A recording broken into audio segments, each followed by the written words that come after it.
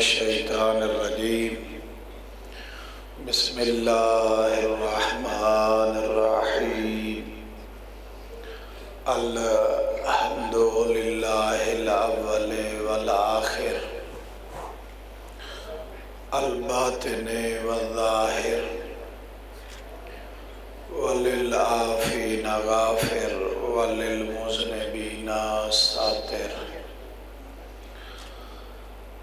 والصلاة والسلام على مصباح الدجى وعلم الهدى الرسول المسدد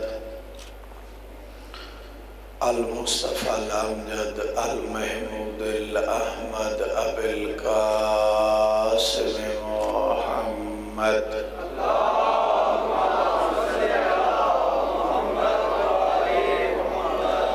وعلى آله الطيبين الطاهرين المعصومين الذين أذهب الله عنهم الرجس وطهرهم تطهيرا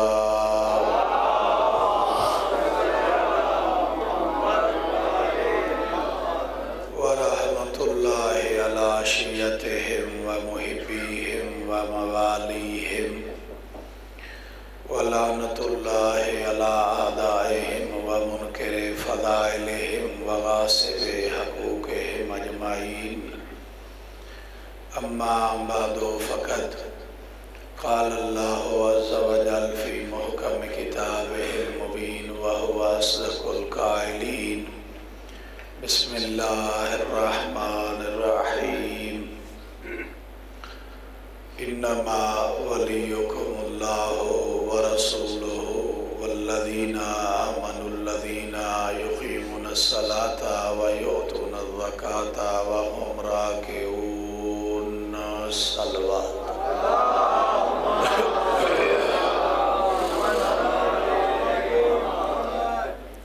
دعا ہے اللہ رب العزت مالک دو جہان لم یزل ولا یزال خالق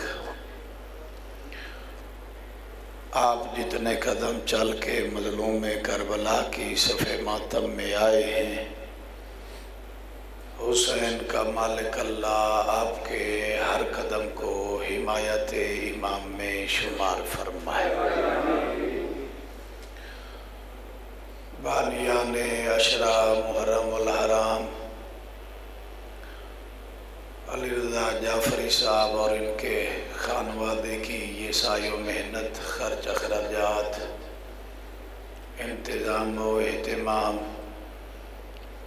اپنی بارگاہ میں قبول کرتے ہوئے اجر عظیم عطا فرمائے جہاں جہاں پر بھی مظلوم کربلا کی عزاداری ہو رہی ہے رب ذوالجلال سب مومنین و مومنات کی خود آپ حفاظت فرمائے ایک دفعہ درود پڑھیے محمد وآل محمد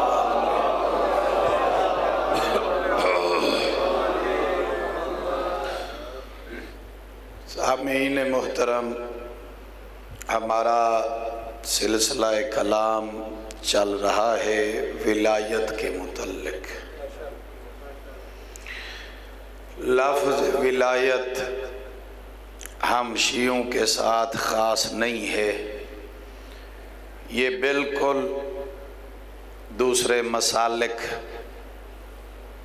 دوسرے مذاہب نے تعصب سے کام لیتے ہوئے جس طرح لفظ شیعہ کی وجہ سے محبت اہل بیت کو چھوڑ دیا اسی طرح لفظ ولایت سن کر اس لفظ کو بھی انہوں نے ہمارے حوالے کر دیا اور یہ نہ سوچا کہ ولی ولایت فقط مولا علی کے پاس نہیں ہے اللہ بھی ولایت رکھتا ہے اللہ کا رسول بھی ولایت رکھتا ہے یہ بہت بڑی بنیادی بات ہے جس کی طرف میں آپ کو اشارہ کر رہا ہوں، اس ولایت کو سمجھنے کے لیے انسان کے پاس ظرف ہونا چاہیے اور اتنی علم اور شعور ہونا چاہیے کہ وہ سمجھ سکے اللہ کی ولایت کیا ہے، رسول کی ولایت کیا ہے، اور علی ولی حیدر کرار کی اور ان کی اولاد کی ولایت کیا ہے۔ جو شخص اس چیز کو سمجھ لیتا ہے وہ پھر افراط و تفریط کا شکار نہیں ہوتا، وہ پھر مبالغہ آرائی کے چکر میں نہیں پڑتا۔ اللہ کی ولایت میں نے کل بھی اللہ کے دائرہ کار کے لحاظ سے جو اللہ نے قرآن میں خود متوجہ فرمایا ہے کہ اس کی ولایت مطلقہ ہے، اور بڑے کھلے انداز میں اس نے فرمایا ہے قُلِ اللَّهُمَّ مَالِكَ الْمُلْكِ تُؤْتِي الْمُلْكَ مَنْ تَشَاءُ وَتَنْزِعُ الْمُلْكَ مِمَّنْ تَشَاءُ وَتُعِزُّ مَنْ تَشَاءُ وَتُذِلُّ مَنْ تَشَاءُ بِيَدِكَ الْخَيْرُ إِنَّكَ عَلَى كُلِّ شَيْءٍ قَدِيرٌ يُخْرِجُ الْحَيَّ مِنَ الْمَيِّتِ وَيُخْرِجُ الْمَيِّتَ مِنَ الْحَيِّ يُولِجُ النَّهَارَ فِي اللَّيْلِ وَيُولِجُ اللَّيْلَ فِي النَّهَارِ۔ یہ اپنی ولایت کے اللہ نے اعلان کیے ہیں کہ یہ چیزیں میرے کنٹرول میں ہیں جی۔ پھر 28ویں پارے میں سورہ حشر میں اللہ نے اپنی ولایت کے القاب اور خواص کی طرف توجہ دلائی ہے جی۔ ہاں ہوا عالم الغیب والشہادہ جی، مالک القدوس العالم الغیب الشہادہ المتکبر المہیمن جی، هو اللہ البارئ الخالق المصور یسبح له ما فی السماوات والارض وهو العزیز الحکیم۔ یہ اللہ نے اپنی ولایت کے اعلانات فرمائے ہیں، چونکہ اللہ بھی جانتا تھا کہ یہ قوم میرے قصیدے پڑھنے والی نہیں ہے، لہذا اس نے قرآن میں اپنے قصیدے خود پڑھنے شروع کر دیے۔ صلوات پڑھیں محمد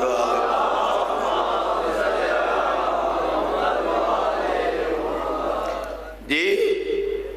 اس نے اپنی زبان سے اپنے قصیدے پڑھے ہیں اور بہت بہتر انداز میں اپنی ذات کی پہچان اور معرفت کرائی ہے، تاکہ یہ انسان کو پتہ چل جائے کہ میری زندگی کے سانسوں سے لے کر بڑی سے بڑی نعمت جو بھی ہے اس کا محور و مرکز ذات خدا ہے یہ۔ انما ولیکم اللہ، سوائے اس کے نہیں کہ تمہارا ولی مطلق اللہ ہے۔ لفظ ولایت سے نفرت نہ کر، وَرَسُولُهُ، اور دوسرا کون ہے؟ اللہ کا رسول تمہارا ولی ہے۔ پہلے نمبر پر اپنی ولایت کا اعلان کیا، دوسرے نمبر پر اپنے رسول کی ولایت کا اعلان فرمایا، اور آدم سے لے کر تمہید اتنی تھی جتنی میں نے آپ کے سماعتوں پہ نظر کر دیا۔ میں نے اپنی آج کے پیغام کی ابتدا کر دی۔ وَرَسُولُهُ، اللہ کا رسول تمہارا ولی ہے، حق ولایت رکھتا ہے۔ کتنا حق ولایت رکھتا ہے؟ آدم سے لے کر عیسیٰ تک کسی نبی کو، کسی اولی العزم کو، کسی رسول کو اتنی بڑی عظمت سے اللہ نے نہیں نوازا جس عظمت سے احمد مختار کو نواز رہا ہے۔ کیا فرما رہا ہے؟ پہلی سند، پہلی ڈگری جو اللہ نے میرے محمد کو دی، ما سبق انبیاء میں سے کسی کو یہ عہدہ نصیب نہیں ہوا۔ کیا فرما رہا ہے؟ الحمد للہ رب العالمین، تمام تعریفیں ہیں اس کے لیے جو عالمین کا رب ہے، عالمین کا رب ہے۔ یہ آپ کے اور ہمارے سامنے ایک عالم ہے، عالمین کا رب ہے، چاہے وہ عالم برزخ ہو، وہ عالم حشر ہو، وہ عالم قیامت ہو، وہ عالم جنت ہو، وہ عالم ارواح ہو، رب العالمین تمام تعریفیں ہیں اس کے لیے جو عالمین کا رب ہے۔ اب اس بات کو سامنے رکھیے گا، نتیجہ سنیے گا کہ میں کس عہدے کی بات کر رہا ہوں۔ اللہ کیا فرما رہا ہے؟ تمام تعریفیں اس کے لیے جو عالمین کا رب ہے۔ آدم سے لے کر عیسیٰ تک کسی نبی کو اتنا بڑا عہدہ اللہ نے عطا نہیں فرمایا۔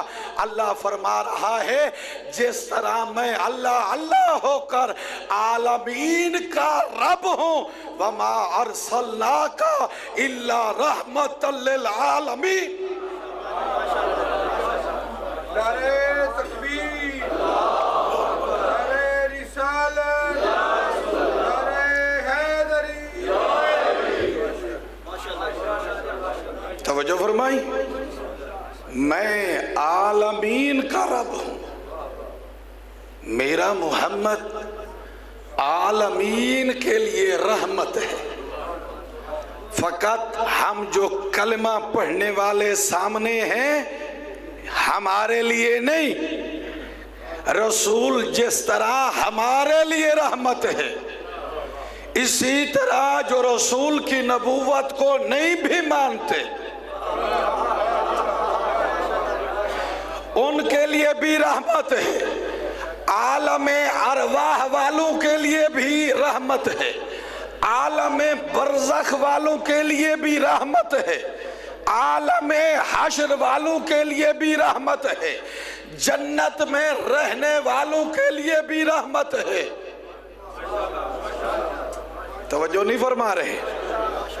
عالمین کے لیے رحمت ہے، چاہے وہ خشکی پہ رہتے ہیں یا پانی میں رہتے ہیں، چاہے انسانیت کے ساتھ تعلق، چاہے انسانیت کے علاوہ چرند پرند جانور حیوانات، ہر شے کے لیے میرا نبی کیا ہے؟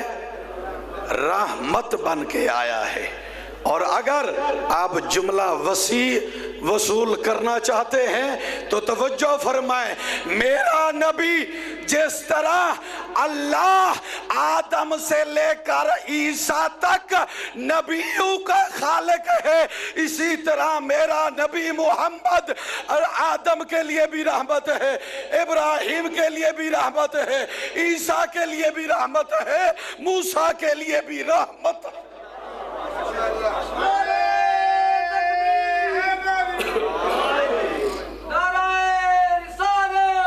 یا رسول اللہ، حیدر،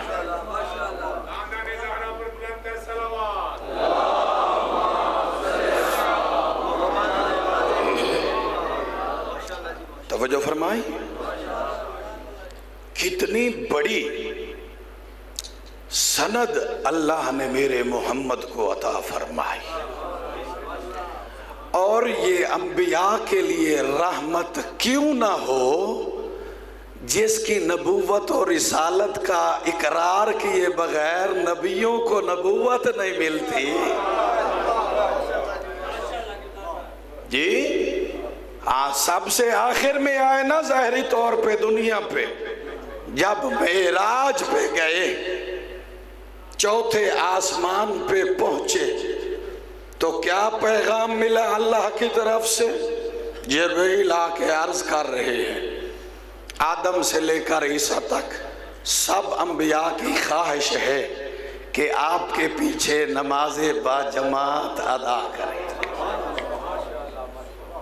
جی قرآن مجید کی 6666 آیات یا 266 آیات اختلاف روایات کی بنا پر، ان میں سے یہ واحد قرآن مجید کی وہ آیت ہے جس کا شان نزول چوتھے آسمان پہ ہے. پیغمبر نے جبرائیل کی التماس کو قبول فرمایا اور کہا تم آذان اور اقامت کہو، ہم جماعت کرائیں گے. 1 کم 1.25 لاکھ نبی چوتھے آسمان پہ میرے نبی کے پیچھے نماز پڑھ رہا ہے. جی ہاں، نماز پڑھنے کے بعد یہ آیت نازل ہوتی ہے، میرا حبیب ان انبیاء سے سوال تو کرو، انہیں نبوت اور رسالت ملی کس کے صدقے میں ہے؟ جی احمد مختار جب سوال فرما رہے ہیں تو سب نے یک زباں ہو کر کہا کہ جب تلک ہم نے تیری نبوت اور رسالت علی کی ولایت کا اقرار نہیں کیا، اللہ نے نہ نبوت دی ہے نہ عصمت دی.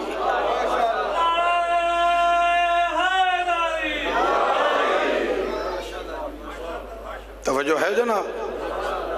یہ ہے میرے نبی کا مقام، یہ ہے میرے نبی کی ولایت.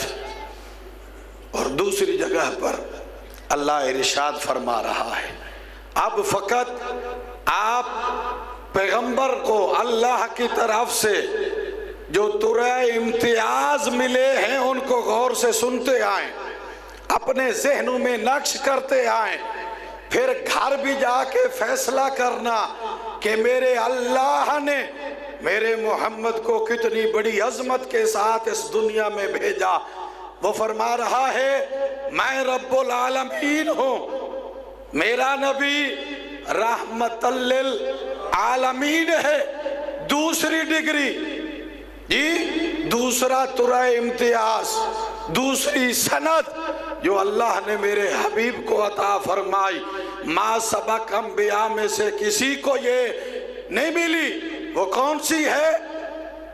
میں اور آپ ایک دوسرے کو کسی کے فعل یا کام کرنے کی ضمانت دے سکتے ہیں، کسی کی گفتگو کی زبان کی ضمانت دینا بڑا مشکل ہوتا ہے. جی اللہ نے اپنے اس حبیب کی زبان کی ضمانت دی، فقط زبان کی نہیں، 2 قدم آگے چلے جو ہم ایک دوسرے کا پتہ ہی نہیں لگا سکتے کہ یہ سوچ کیا رہا ہے. اللہ نے سوچ کی ضمانت بھی اٹھا لی. کیا فرمایا؟ وَمَا يَنْتِقُ عَنِ الْهَوَىٰ إِنْ هُوَ إِلَّا وَحْيٌ يُوحَىٰ. میرا حبیب بس وہ بولتا ہے جو وحی ہوتی ہے. اس سے اگلے قدم پر اللہ نے فرمایا وَمَا تَشَاءُونَ إِلَّا أَن يَشَاءَ اللَّهُ. میرا حبیب سوچتا بھی بس وہ ہے جو ہماری مشیت ہوتی ہے. ماشاءاللہ ماشاءاللہ. صلوات پڑھے محمد والے.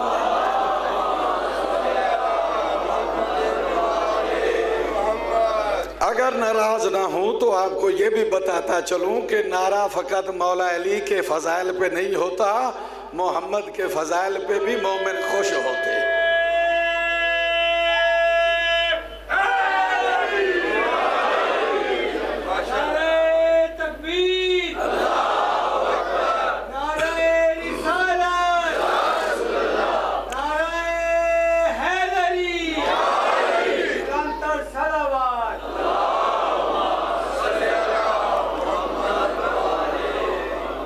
توجہ فرمائی.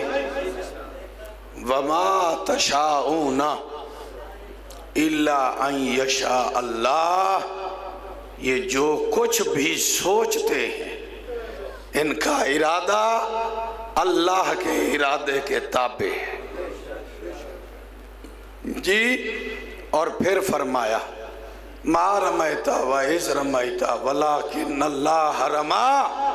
میرا حبیب یہ تیر تو نہیں مار رہا، یہ تیر تو میں مار رہا.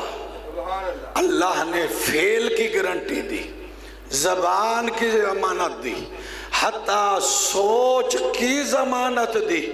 پھر اگلے مرحلے میں جا کر اللہ نے انتہا فضیلت بیان کر دی میرے محمد کی. کیا فرمایا؟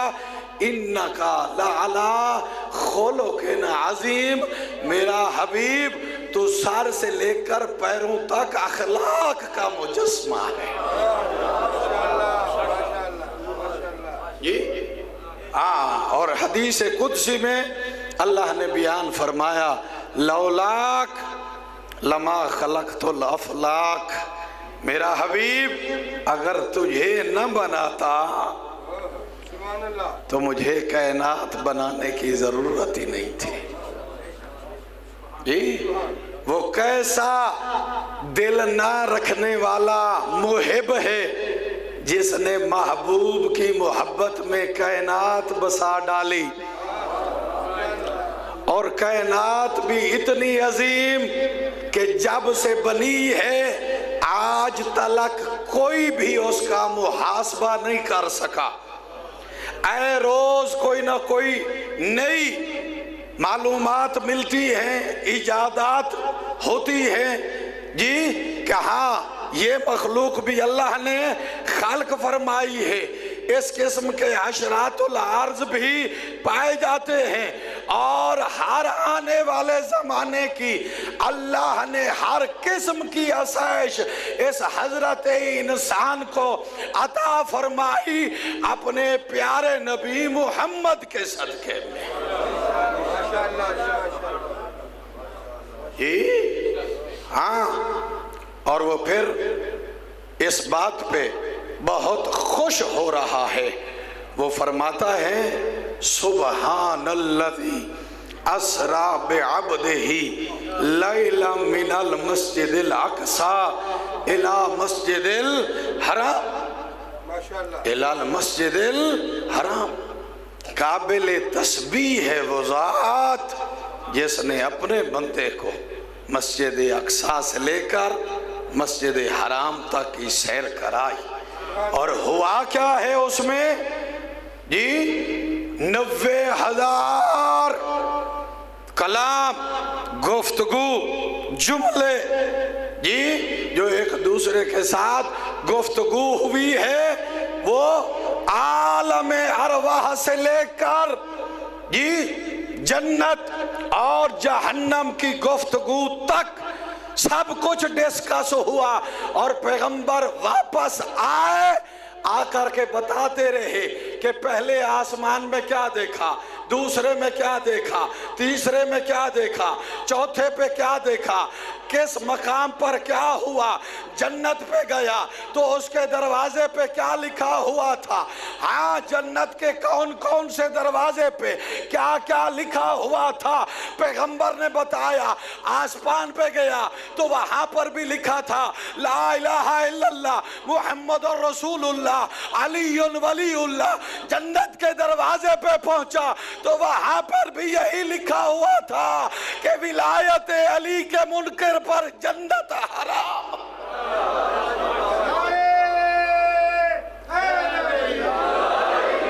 نعرہ تکبیر، نعرہ رسالت، نعرہ حیدری. توجہ فرمائی. درود پڑھے محمد والے محمد.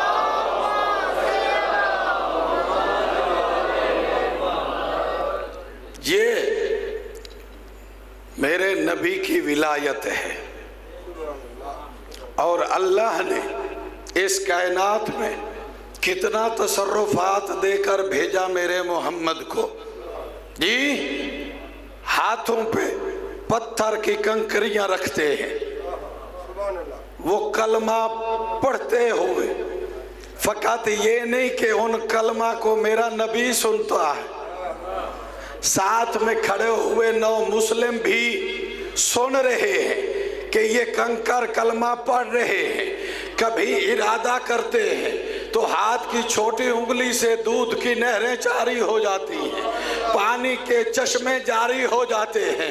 یہ پیغمبر بتا رہے تھے کہ موسیٰ عصا مارے تو پتھر سے پانی نکلتا ہے، میں محمد ارادہ کروں تو اپنی چھوٹی انگلی سے دودھ کی نہریں جاری۔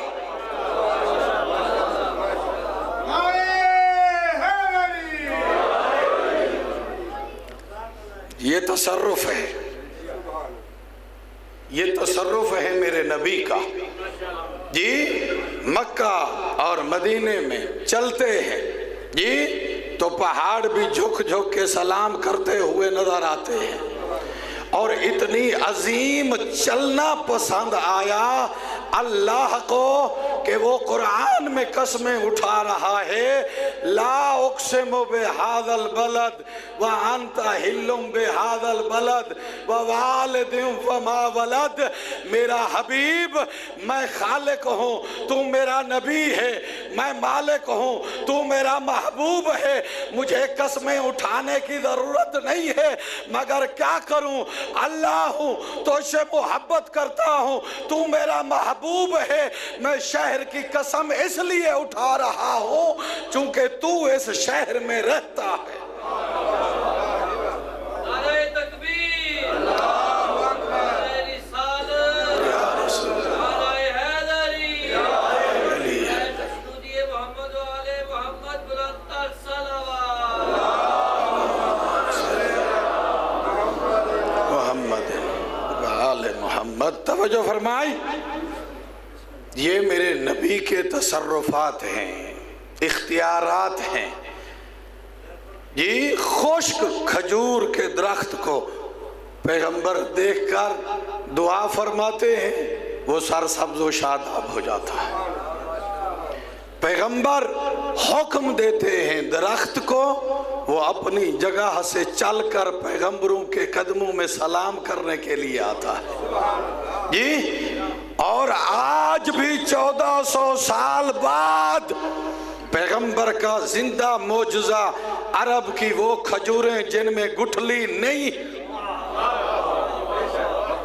جب شرط لگائی مشرک نے کہ یہ بیج کھجوروں کا بوئے، وہ جوان ہو جائے، اس پہ پھل لگے، پک جائے، تیار ہو جائے، میں کھاؤں گا، پھر اسے آزاد کروں گا، پھر اس کی مرضی تیری اتباع میں چلا جائے یا کہیں اور۔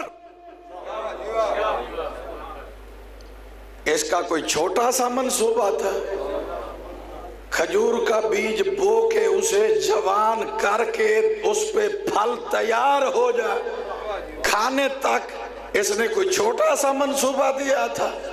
کیا فرمایا پیغمبر نے، یا علی گٹھلیاں تو زمین میں لگاتا چاہ، میں محمد پانی لگاتا جاؤں۔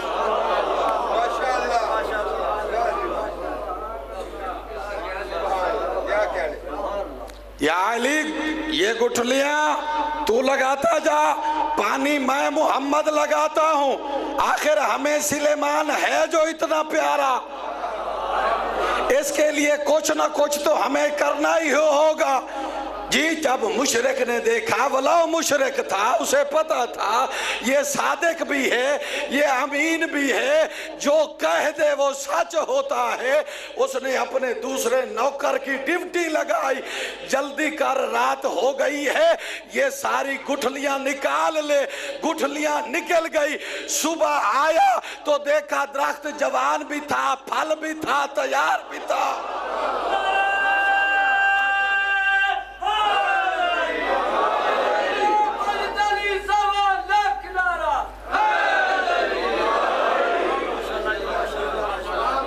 درخت جوان بھی تھا، پھل پکا ہوا بھی تھا، تیار بھی تھا۔ पैगंबर ने कहा आओ खाओ, खाया, एतराज कर रहा है बड़ा बन के, इसमें गुठली नहीं है। पैगंबर ने फरमाया गुठली होती तो इसमें होती।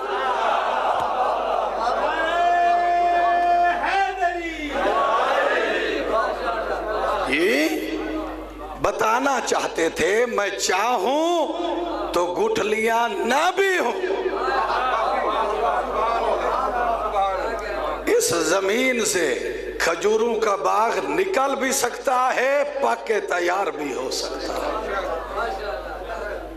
जी आज तलक मेरे नबी का ये जिंदा मौजज़ा मौजूद है, वगरना अगर 2, 4, 6 महीने साल बाद वो खुश्क भी हो जाती तो क्या हो जाता।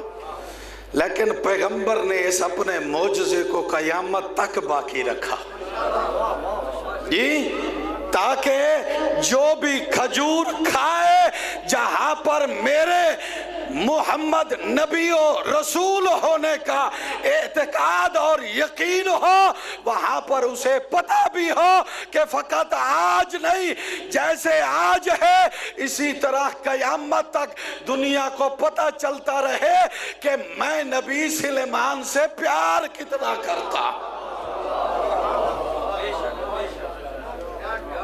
सलवात पढ़े मोहम्मद वाले।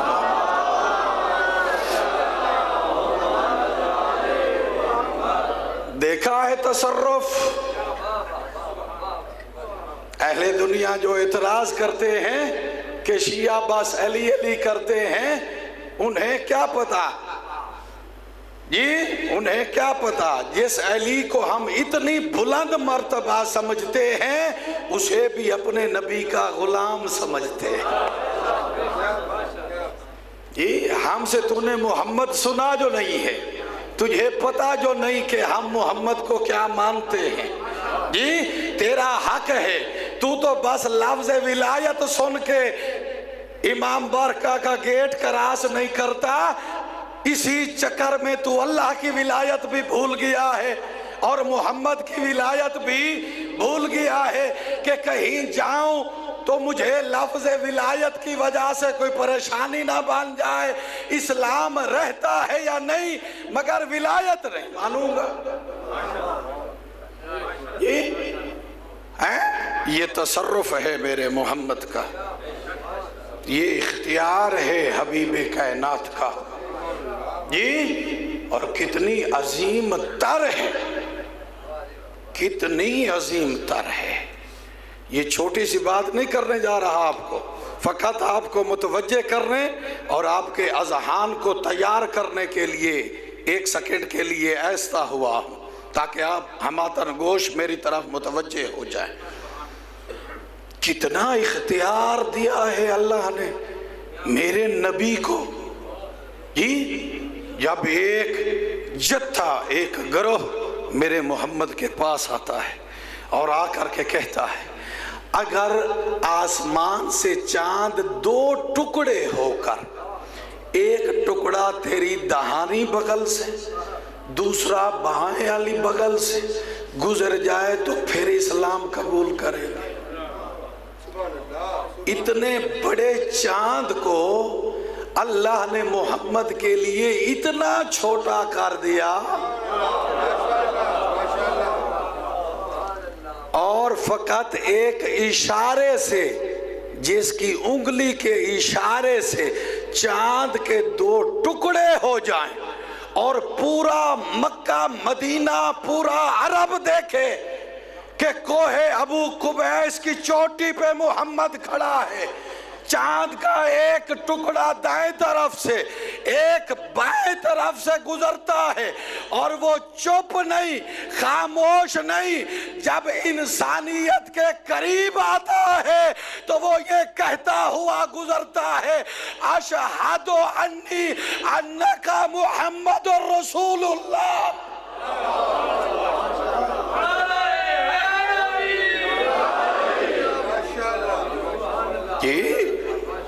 चांद खामोश नहीं, 2 टुकड़े होकर गुजर रहा है और गवाही दे रहा है कि मैं चांद होके गवाही दे रहा है।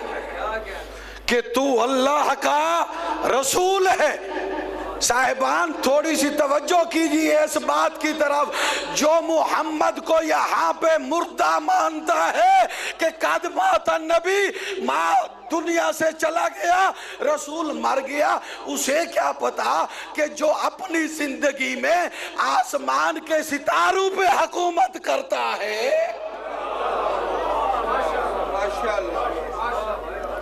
وہ عظمت مصطفیٰ کو کیا سمجھے گا جس کی انگلی کے ایک اشارے کے ساتھ چاند دو ٹکڑے ہو جائے، جس کے انگلی کے ایک اشارے کے ساتھ ڈوبتا ہوا سورج عصر پہ آ جائے۔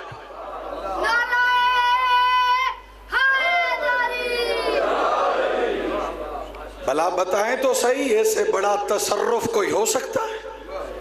اس سے بڑی ولایت کوئی ہو سکتی ہے؟ ڈوبتا ہوا سورج مقام عصر پہ واپس آ جاتا ہے، اور محمد دنیا کو بتانے کے لیے مصلی عبادت پہ کھڑے ہو جاتے ہیں کہ کہیں ان کے وہم و گمان میں کوئی اور شے نہ آ جائے، سجدہ کر کے انہیں بتا دوں کہ جس نے مجھے اختیار دیا ہے وہ مالک اللہ ہے۔ درود پڑھے محمد والے محمد۔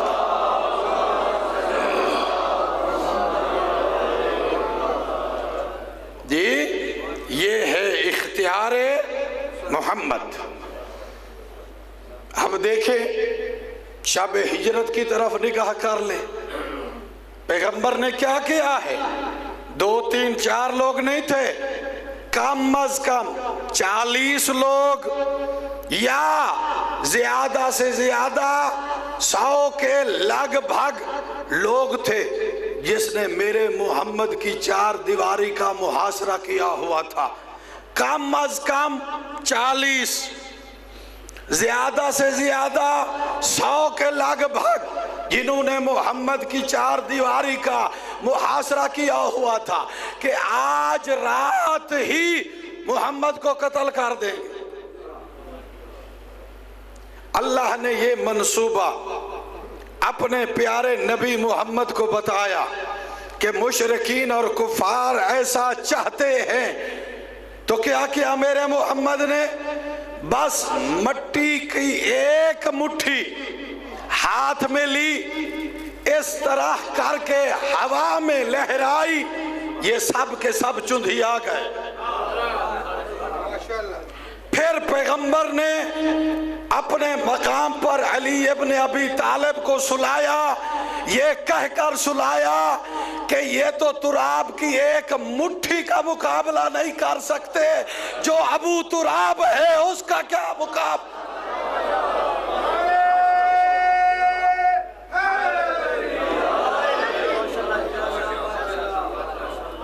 صلوات پڑھے محمد والے محمد۔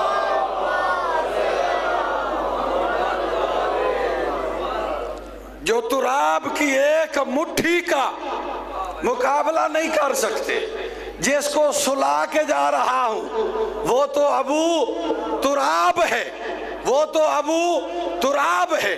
اب کائنات کے علماء کو میرا چیلنج ہے، محمد جاتے ہوئے علی ابن ابی طالب کو اگر کوئی رجسٹر دے کے گئے ہوں کہ میرے پاس مشرکین اور کفار کی امانتیں ہیں، یہ ان کے نام لکھے ہوئے ہیں، یہ تعداد لکھی ہے، کس کے درہم ہیں، کس کے دینار ہیں، کتنے درہم ہیں، کتنے دینار ہیں، کتنا چاندی ہے، کتنا سونا ہے، کائنات کا کوئی عالم مجھے دکھا دے کہ محمد جاتے ہوئے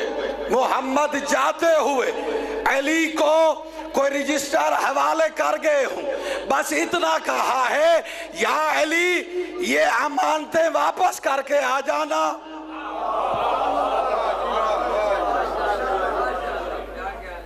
جی اتنا کہا ہے یا علی یہ امانتیں واپس کر کے مدینے آ جانا۔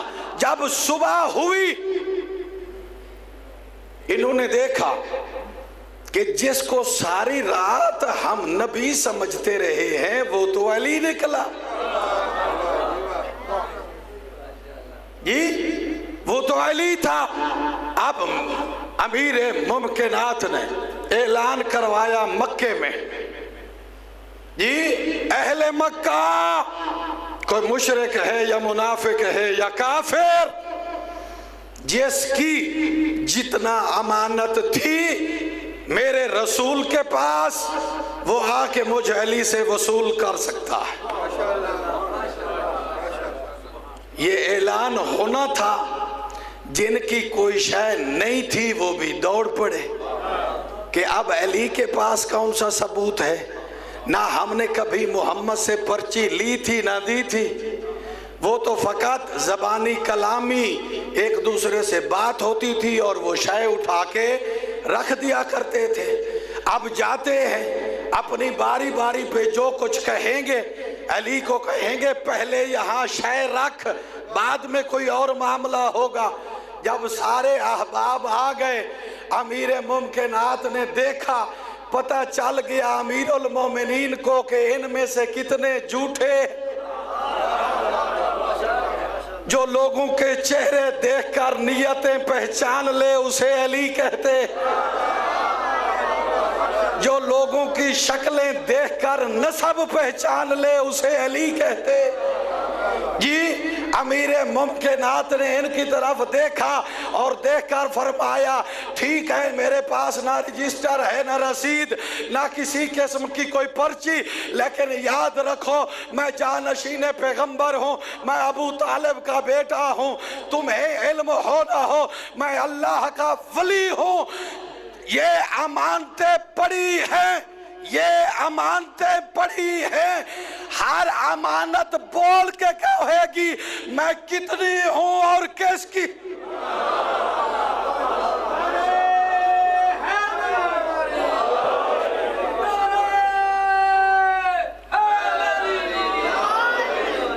جی توجہ فرمائی، یہ ہر امانت بول کے بتائے گی کہ میں کتنی ہوں، میری مقدار کتنی ہے۔ درہم بولے گا، دینار بولے گا، چاندی بولے گی، سونا بولے گا، میں کتنی ہوں اور کس کی ہوں۔ جیسے جیسے ندا آتی جائے اپنی چیزیں لے کر چلے جاؤ، میں کہوں گا علی کی مخالفت اور دشمنی میں اپنے دین کو برباد کر رہا ہے۔ جو علی ہجرت کے پہلے دن کفار اور مشرکین میں رسول کی امانتیں بانٹ رہا ہے، وہ بھی بغیر رجسٹر کے، بغیر رسید کے، بغیر پرچی کے، جو دھاتوں کو حکم دے کر ان سے کلام کروا سکتا ہے، وہ آخرت میں تیری نجات کا ضامن۔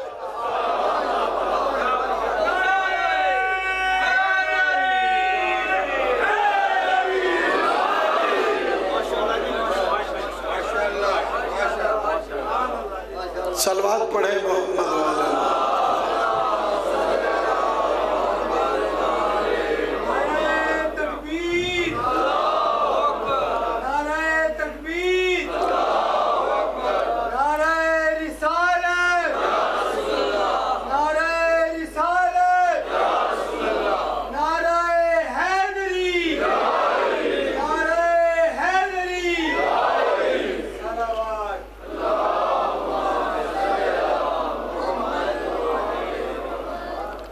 جنہیں 1400 سال میں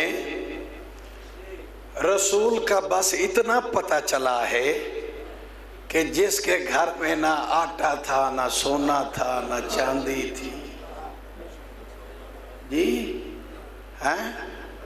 ہاں پانڈے بھی میں نال دھواں گی، مینو نال رکھ لے، جنہوں نے 1400 سال میں بس محمد کو اتنا سمجھا ہے، انہیں کیا پتا کہ عظمت محمد کیا ہے، اور اقرار بھی کرتے ہیں کہ جو ہی محمد حلیمہ کے گھر گئے تو اس کے رزق میں دگنا چگنا اضافہ ہو گیا۔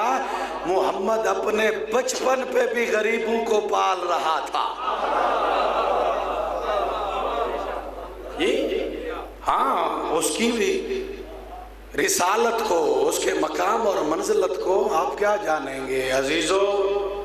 بس اللہ نے جتنی عزت عطا فرمائی تھی اس امت نے اتنے ہی دکھ دیے اہل بیت محمد کو، اتنا ستایا اہل بیت محمد کو کہ قبروں کے ساتھ قبریں نہیں ملی۔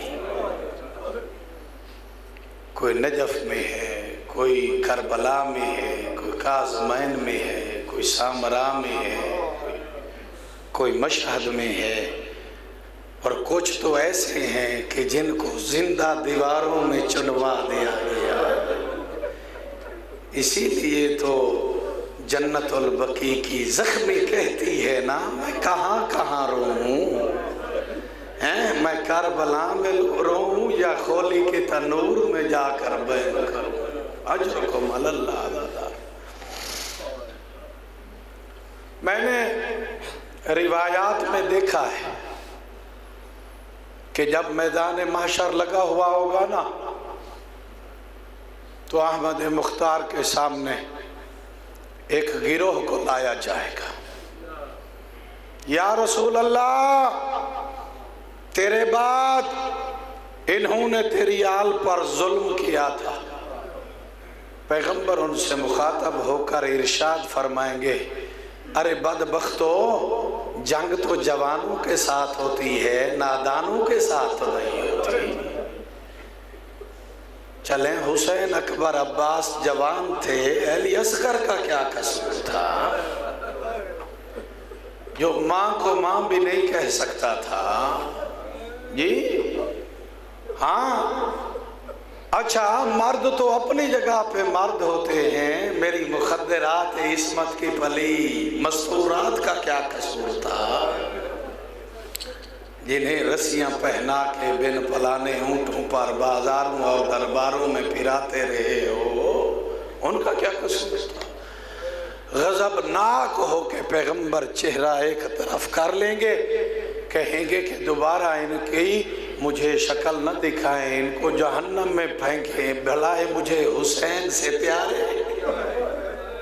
جی ہاں عزیزان، آج باب الحوائج کا تذکرہ کرنے جا رہے ہیں، کربلا کا وہ سب سے چھوٹا شہید جو اپنے بابا کی نصرت کے لیے لبیک کہتے ہوئے میدان کارزار پہ بابا کے ہاتھوں پہ چل کے آیا۔ جناب زینب عالیہ روایت کرتی، میں عموماً ام رباب کو دیکھتی تھی زندان شام میں، کبھی اپنی دائیں پہلو کی طرف ہاتھ پھیرتی، کبھی اپنے بائیں جانب ہاتھ مارتی۔ میں نے ایک دن پوچھ لیا، رباب کیا وجہ ہے، کبھی دائیں ہاتھ مارتی ہو کبھی بائیں ہاتھ مارتی ہو؟ کہا، شریکت الحسین عالیہ، میں کیا بتاؤں، میں جب سونے لگتی ہوں نا تو محسوس ہوتا ہے اصغر مجھے اماں کہہ کے پکار رہا ہے۔ جی کیا ابھی اس کے دودھ کا وقت ہوا ہے، ابھی اس کی لوری کا وقت ہوا ہے؟ جی ہاں، دائیں بائیں اس لیے ہاتھ مارتی ہوں، مجھے آج بھی محسوس ہوتا ہے کہ اصغر میرے پہلو میں سویا ہوا ہے۔ اجرکم علی اللہ عزادار۔ شام غریباں کو جب خیام جل گئے نا، سادات کو لوٹ لیا گیا، خیام جل گئے، چادریں اتر گئی، اسیران اہل بیت کا قافلہ ریت کے ایک ٹیلے کے ساتھ بیٹھا ہوا، جی ایک ظالم کی نظر پڑی، ام رباب کے ہاتھوں میں ایک چھوٹی سی گٹھڑی تھی، دوڑتا ہوا آیا، کہنے لگا یہ گٹھڑی مجھے دیں۔ کہا ہم اہل بیت رسول ہیں، ہم جھوٹ نہیں بولتے، ہم نے تو سب کچھ لٹا دیا ہے، اس میں کوئی قیمتی شے نہیں ہے۔ جو تجھے دینے والی ہو اور تیرے رکھنے والی ہو، مگر چونکہ ظالم تھا، ستمگر تھا، اس نے اصرار کیا، بی بی نے وہ گٹھڑی حوالے کی، ولو دشمن تھا، رونے لگ گیا۔ کیا دیکھا؟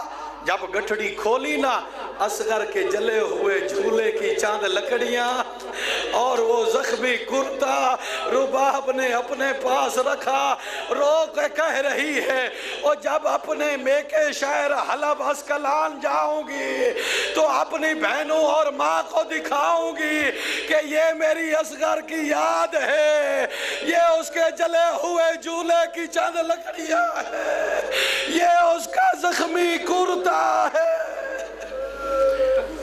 اجرکم علی اللہ عزادارو، کبیرہ کبیرہ گناہ معاف ہوتے ہیں، جی بھر کے رو لیجئے، ایسا ایسا ذہن بھی بناتے ہیں، گری آپ نے اتنا ہی کرنا ہے جتنا زہرا کو منظور ہے۔ عزادارو، حسین کی ماں زہرا آپ سب سے راضی ہو، جس کو اصغر پہ بھی رونا نہیں آتا اس کی اپنی قسمت، میں تو فقط الفاظ ہی آپ تک پہنچا سکتا ہوں۔ عزیزو، جب مختار کا دور تھا نا، حضرت مختار کی یہ عادت تھی کہ جب بھی کسی قاتل یا مجرم کو پکڑ کے لاتے نا، پہلے اس سے پوچھتے کہ کربلا میں تو نے کیا کیا؟ وہ اپنا ظلم سناتا، مختار ظلم سن کے روتا، اتنا روتا غش کھا جاتا، بے ہوش ہو جاتا۔ جب ہوش میں آتا تو پھر اسے اسی نوعیت کے ساتھ قتل کرتا جو اس نے ظلم کیا ہوا تھا۔ حرملہ کو جب گرفتار کر کے لائے گئے نا جی، حرملہ کو جب گرفتار کر کے لائے تو جناب مختار نے اس سے پوچھا، حرملہ، جس ماں کا 32 سالہ شہید ہوا ہے وہ چھاؤں پہ بھی بیٹھ گئی ہے، اس نے ٹھنڈا پانی بھی پی لیا ہے، جس کا 18 سالہ ہم شکل پیغمبر کلیجے میں برچی کھا کے سو گیا تھا، وہ بھی چھاؤں پہ بیٹھ گئی، ٹھنڈا پانی بھی پی لیا، اور جس کا 13 سال کا کل سرمایہ ٹکڑے ٹکڑے ہو گیا وہ بھی چھاؤں پہ بیٹھ گئی۔ بدبخت، بتا تو صحیح، تو نے اصغر کو کس حال میں مارا تھا؟ آج تلک رباب نہ چھاؤں پہ بیٹھی ہے، نہ ٹھنڈا پانی پیا ہے، اور جب قاتلان امام حسین کے سر آئے سید سجاد کے پاس تو میرے مولا سید سجاد نے بھی یہی جملہ کہا تھا کہ عبداللہ جب واپس جانا نا تو چچا مختار کو کہنا کہ اماں رباب ابھی تک دھوپ پہ بیٹھی ہے، ہو سکتا ہے تو حرملے کو تلاش کر، حرملے کا سر۔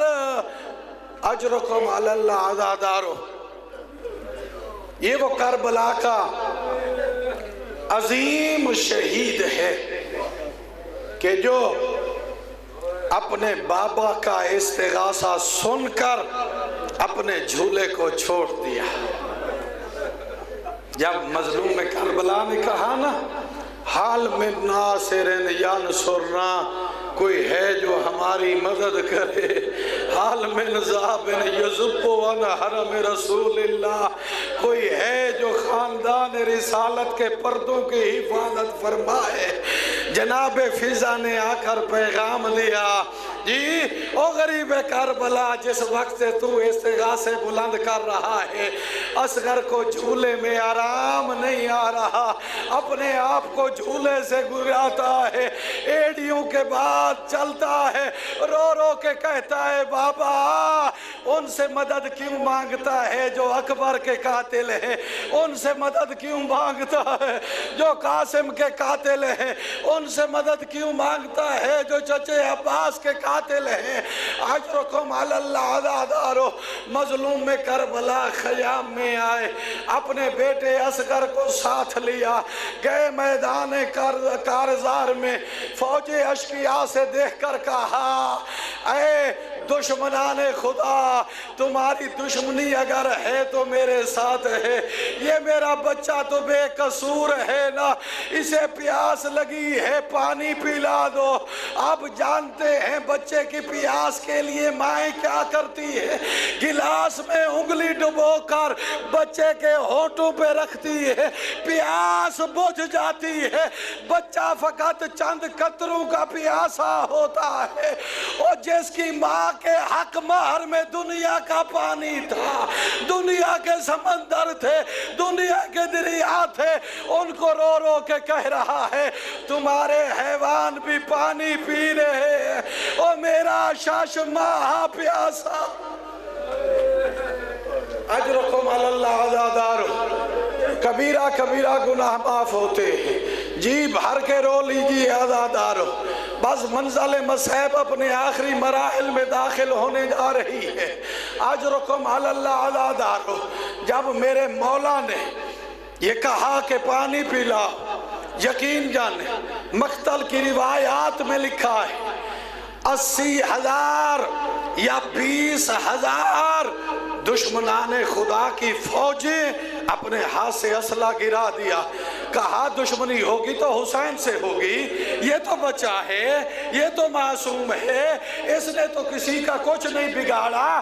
جب دیکھا عمر ابن سعد نے بغاوت ہو رہی ہے، دوڑا حرمل کی طرف، دیکھ کر کہتا ہے اقطع کلام الحسین، جلدی کر کلام قطع کر حسین کی گفتگو کو کاٹ دے۔ اس ظالم نے شست لگائی، ارے وہ تیر استعمال کیا جو شکار میں جانوروں کے لیے استعمال ہوتا ہے، جو 3 پھلوں والا تیر تھا۔ امام زمانہ آج بھی پردہ غیبت میں کہہ رہے ہیں السلام الزبی اوزو بہا من العزن الى العزن، میرا سلام اس شہید پر جو ایک کان سے دوسرے کان تک شہید ہو گیا۔ اجرکم علی اللہ عزادارو، حسین کی ماں آپ سب سے راضی ہو، جب تیر لگ چکا نا، جب تیر لگ چکا تو خون کی جگہ اصغر کے منہ سے دودھ نکلنا شروع ہوا۔ اور غریب کربلا نے دیکھا اور رو کر کہا یا اللہ میری اپنی قسمت اپنے ہاتھوں پہ اٹھائے، میرا بیٹا ذبح ہو گیا۔ علامہ حضرت حسن زیدی کہا کرتے تھے جتنا تیز تیر آیا تھا، اگر حسین نے مضبوطی کے ساتھ نہ پکڑا ہوا ہوتا تو جدھر تیر جاتا ادھر صغیر کا لاشا۔ اجرکم علی اللہ عزادہ، حسین کی ماں آپ سب سے راضی ہو، اجرکم علی اللہ۔ مظلوم کربلا نے جب تیر لگنے کے بعد علی اصغر کا خون اپنے ہاتھوں پہ لیا، ایک دفعہ آسمان کی طرف پھینکنا چاہا، آسمان نے کہا اگر مجھ پر اصغر کا خون آیا تو قیامت تک بارش نہ برساؤں گا۔ زمین پر گرانا چاہا، زمین نے کہا اگر مجھ پہ اصغر کا خون آیا تو میں قیامت تک زرخیزی نہیں اگاؤں گی۔ غریب کربلا نے اپنے بیٹے کا خون اپنی داڑھی پہ لگانا شروع کیا اور رو کر کہا واہ غربتا، اور اصغر کی طرف دیکھا میرے مظلوم کربلا نے اور رو کر کہا کیف یتلذذ صبی، او میرا بیٹا تو نے موت کا ذائقہ کیسا محسوس کیا، اور تو نے موت کو کیسا پایا۔ اجرکم علی اللہ عزادارو، یتلذذ کا لفظ عربی زبان پہ مچھلی کی موت پہ استعمال ہوتا ہے۔ جب مچھلی کو پانی سے نکالا جائے تو جتنی طاقت ہو مچھلی زمین سے بلند ہوتی پھر زمین پہ آ جاتی ہے، جب یہ طاقت ختم ہو جائے تو کبھی دائیں کروٹ لیتی ہے کبھی بائیں کروٹ لیتی ہے، جب یہ طاقت بھی ختم ہو جائے تو پانی کے لیے چھوٹا چھوٹا منہ کھولتی ہے۔ مظلوم کربلا یہی فرما رہے ہیں، جب اصغر کو تیر لگا میرے ہاتھوں پہ بلند ہوتا تھا، پھر میرے ہاتھوں پہ آ جاتا۔ جب یہ طاقت ختم ہوئی تو کبھی دایا رخسارا میرے سینے سے لگاتا تھا، کبھی بایا رخسارا میرے سینے سے لگاتا تھا۔ جب یہ طاقت بھی ختم ہو گئی تو پانی کے لیے چھوٹا چھوٹا منہ کھولتا تھا اور رو رو کے کہتا تھا، بابا اب تو نانا کا دین بچ گیا ہے۔